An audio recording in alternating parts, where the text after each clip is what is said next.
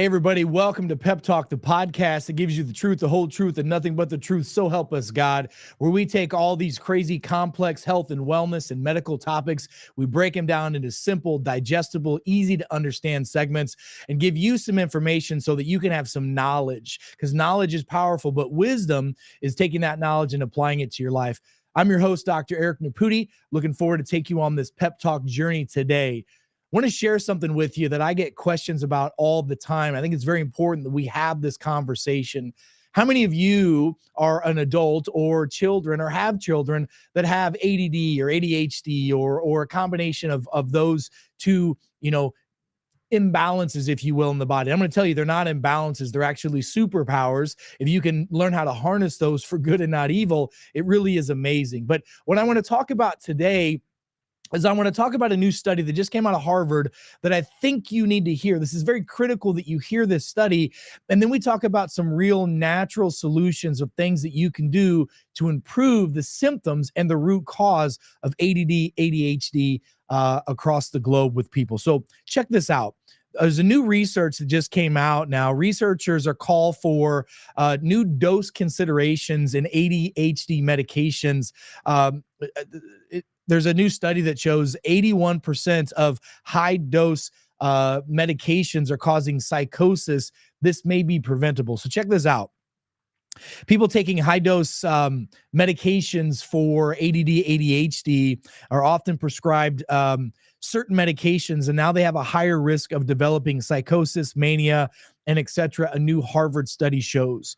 Harvard researchers at McLean Hospital, the largest psychiatric affiliate of Harvard Medical School, found that people taking high dosages of stimulants, amphetamine stimulants, they say 5-time higher chance of experiencing psychotic or manic episodes. Now, I will tell you that decades ago, I reported on this very same topic because there is a massive correlation between individual children who are having manic depressive and psychosis outburst in school, having violent activities, violent actions, injuring, hurting, or unfortunately doing even worse to their classmates.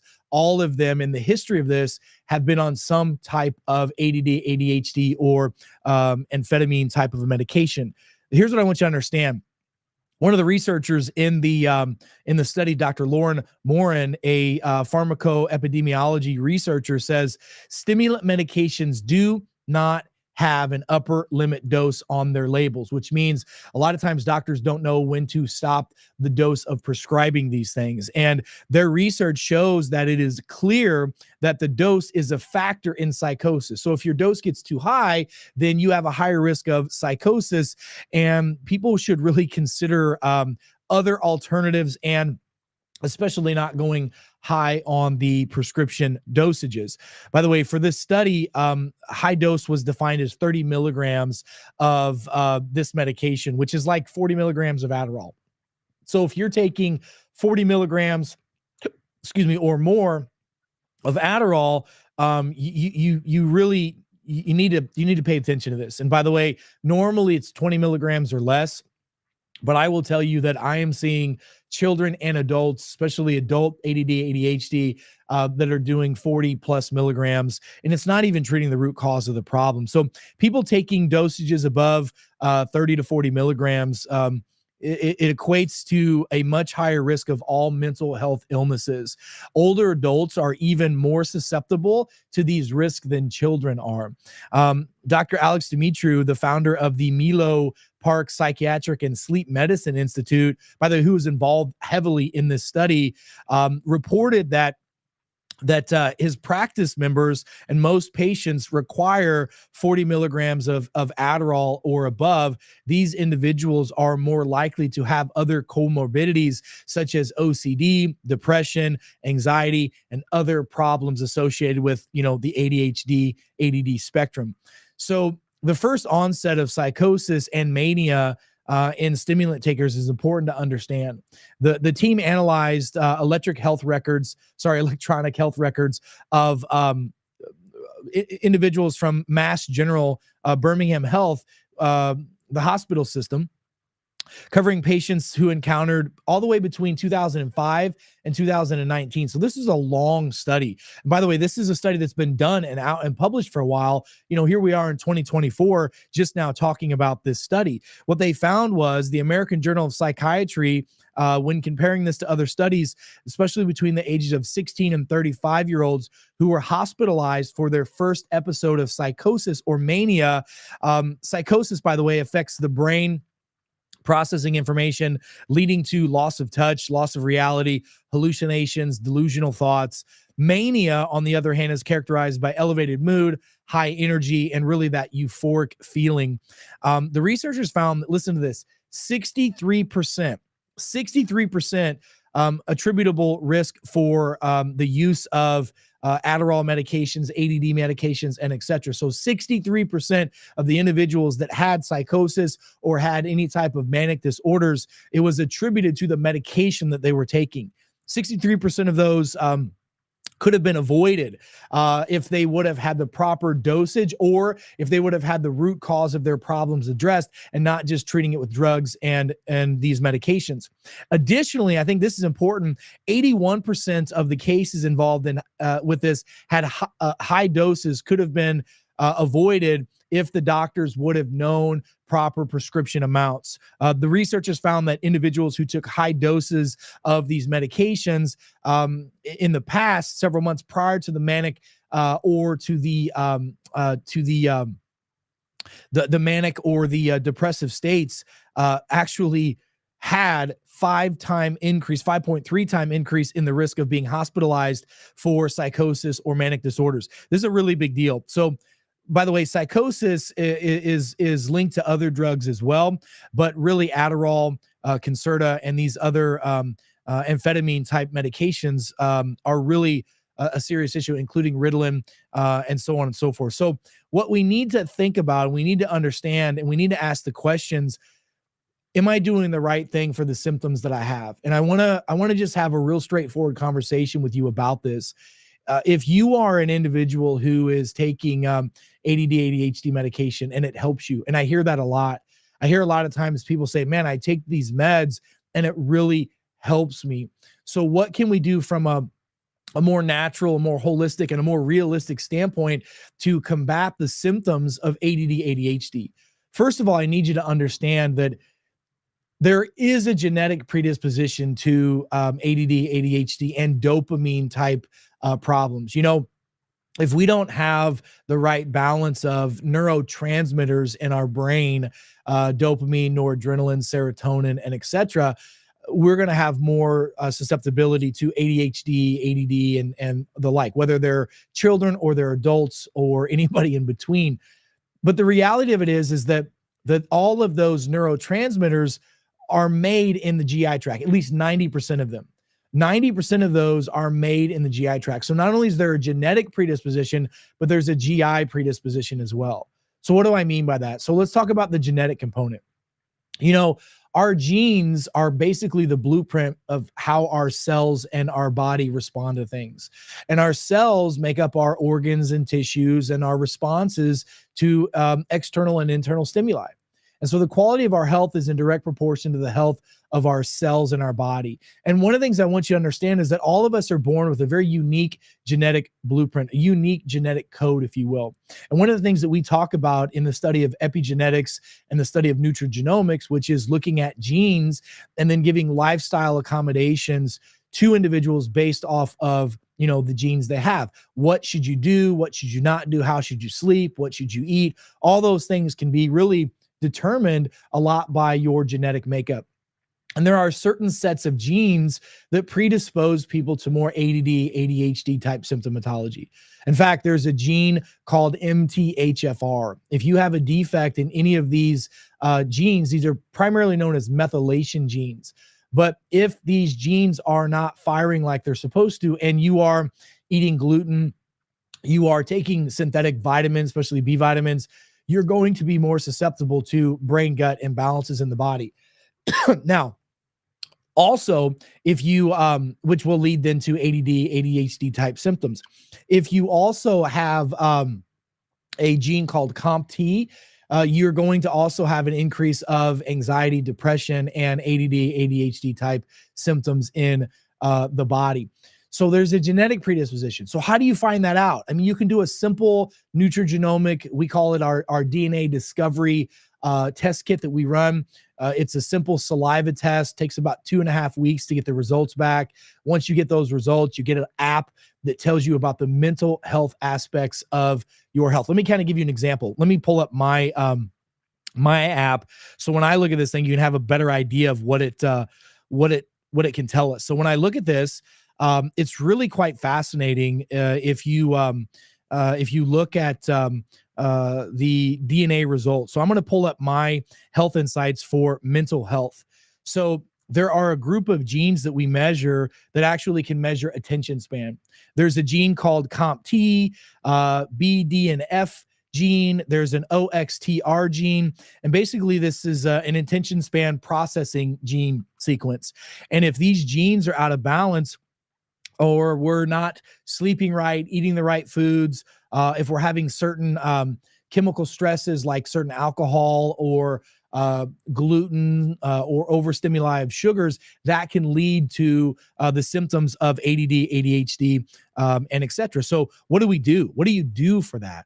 Well, if you have that in a genetic standpoint, number one, you've got to live for your genetic lifestyle, which typically means cutting gluten out of your system, cutting red dyes, other types of food additives out of the system, because those are overstimulants to the gut and to the brain. And it throws off the dopamine and the other neurotransmitters that allow the brain to be balanced. The second thing that you need to understand is if you have those genes, you need to start taking a methylated B vitamin. Methylated B vitamins and chelated minerals are so important if you have these symptoms of ADD, ADHD, especially if you have the genetic predisposition. And again, based off of your genetic profile, we can determine how much sleep you need, how you should eat, what you should avoid, supplements you should take, and etc.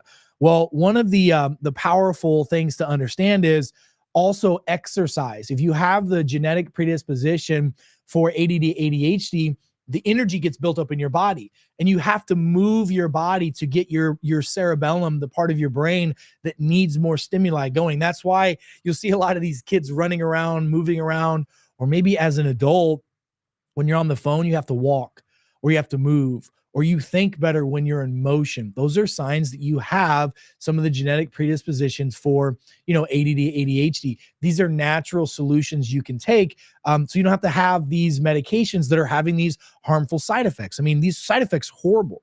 The second thing that I'll tell you is this is, from an exercise standpoint, as little as 15 minutes a day of exercise can improve cognitive function and memory and balance the two aspects of the brain that seem to get out of balance, which we're going to discuss in a moment.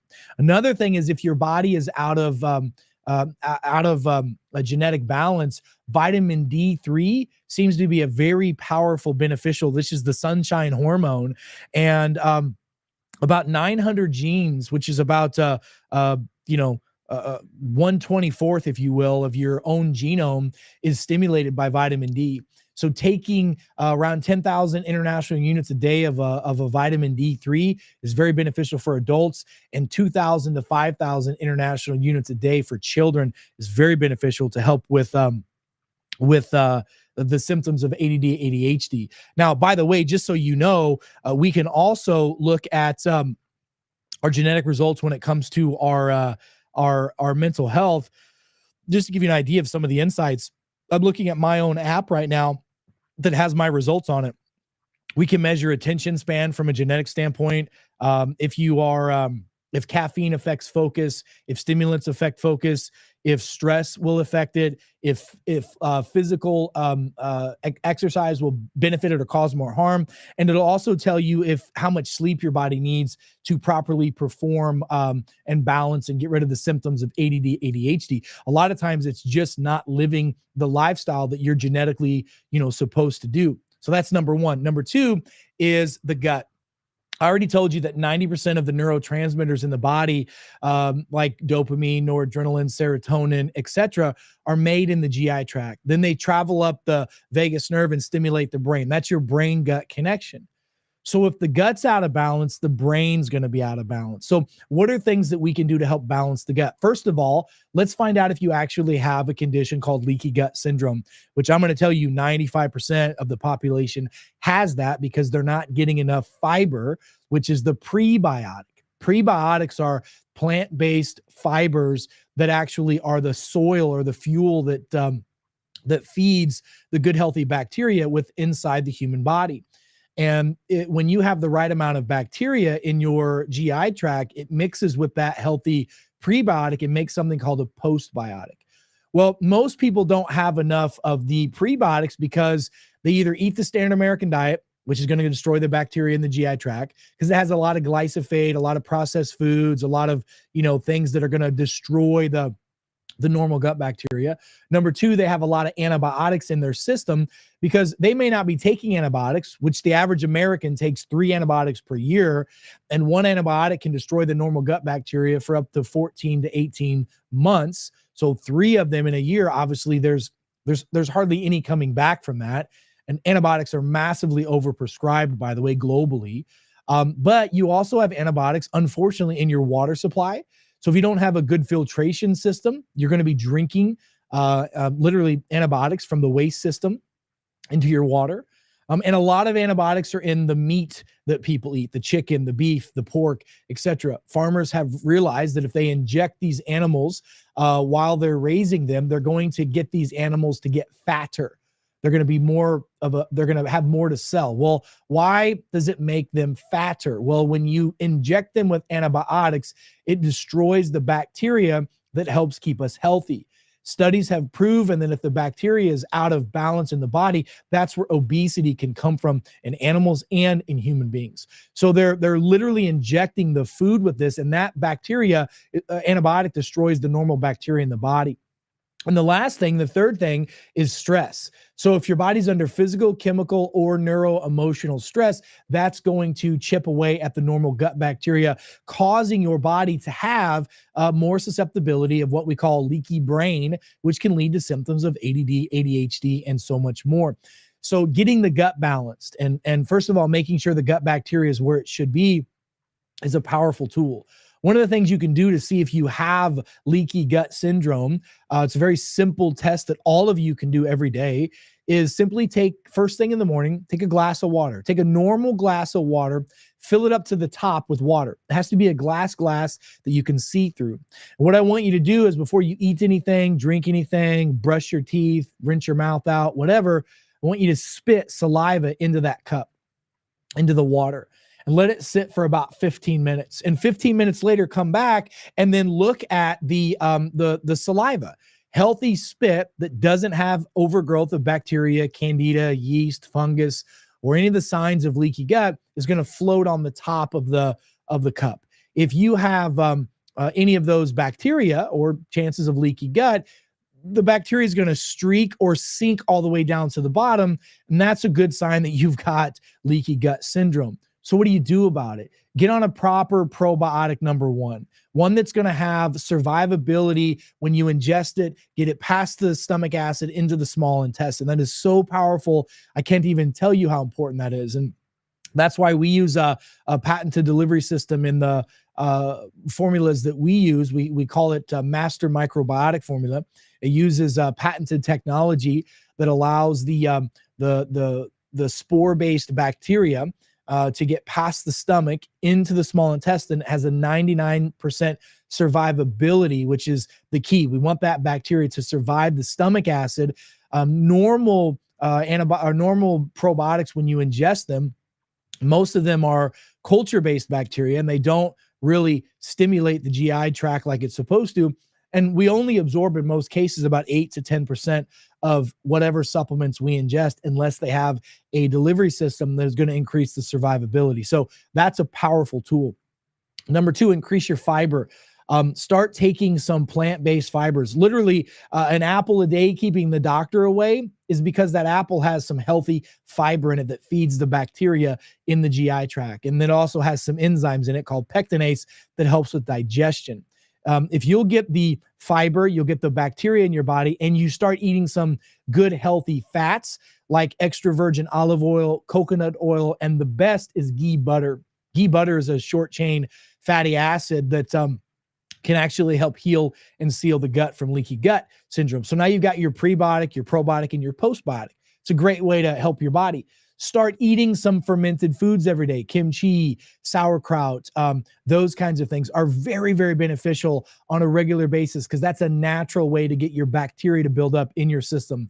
Taking vitamin D3, that feeds the bacteria in the gut, and taking liposomal vitamin C also can feed the gut bacteria. So those are some really good things that you can do to help improve the quality and function of your brain, your gut, and reduce the symptoms at the root cause of ADD, ADHD, to minimize the need to take any of these medications that this recent Harvard study says is no bueno anyway. And doesn't it just make sense to go after the root cause of a problem and not just treating the symptoms anyway? I mean, that's probably one of the most commonsensical things that we could talk about. Now, last but not least, I want you to understand that the brain has really two main components that I want to talk about. Do you remember when we were kids, teeter-totters, seesaws, whatever they're politically correctly called these days? But you know what happens is one side goes up, the other side goes down, and vice versa. Well, the brain has two components to it. It has the sympathetic, which is known as your gas pedal. That's your fight or flight response. That's the part of your brain that responds to, stress, anxiety. That's the go, go, go. That's the run from the bear, the fight or flight response that we're so used to being under 90 to some of us 100% of the time. And the opposite of the brain is called the parasympathetic. That's the brake pedal. That's the part of the brain that allows you to rest, relax, grow, develop, heal, and etc. Well, when you're sympathetically overloaded and your gas pedal stuck on go, your digestion gets screwed up, your metabolism gets screwed up. You get problems with resting and digesting and sleep, and all kinds of symptoms can happen. But what else happens whenever your sympathetic is high? Cortisol levels go up from your adrenal glands. Cortisol can turn your brain and your GI tract into Swiss cheese, causing you to have more symptoms of ADD, ADHD, focus, concentration issues, etc. So how do we help fix that? There are multiple things that cause the parasympathetic nervous system not to work and the sympathetics to be stuck on go. Did you know that you could have emotional stresses that could cause that? So we need to look at that point. Doing a simple heart rate variability test can help you determine if there's an emotional trigger for that. There could be chemical imbalances. You could have nutritional deficiencies or toxicities or leaky gut syndrome. So some of the solutions I gave you right now could be a huge component to it. You could be not sleeping right or eating right or exercising right for your genetic makeup. So getting a genetic profile and knowing how to really, lean into the health of your body is epically important. And last but not least, did you know your neck, your cervical curve in your neck, your vagus nerve, which stimulates that brake pedal, 10% of that lives in the neck, 90% of it lives in the GI tract. So your neck is supposed to have a 45-degree banana curve in it. If you lose that curve and that neck flattens out and goes straight, then that's going to put pressure on that vagus nerve. That very well could be one of the reasons why your gas pedal's stuck on go and your brakes aren't working. And by the way, why would people have more issues than ever? It's because all day long we have our head downs on our phone. And I will tell you that structural issue leads to functional problems.